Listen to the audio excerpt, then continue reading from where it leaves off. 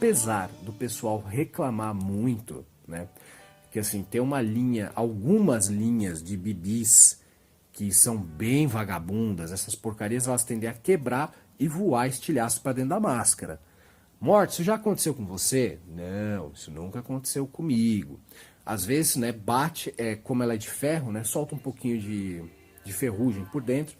Eu limpo a minha constantemente, tal, tal, tal. Mas às vezes a correria você não tirou e incomoda um pouquinho, mas não perdi a visão. Ah, mas e essas bolinhas vagabunda? Então, tem uma galera que usa essas bibi vagabunda. Essas bibi não presta, eu não compraria um pacote desse nem para colocar nas minhas granadinhas de airsoft.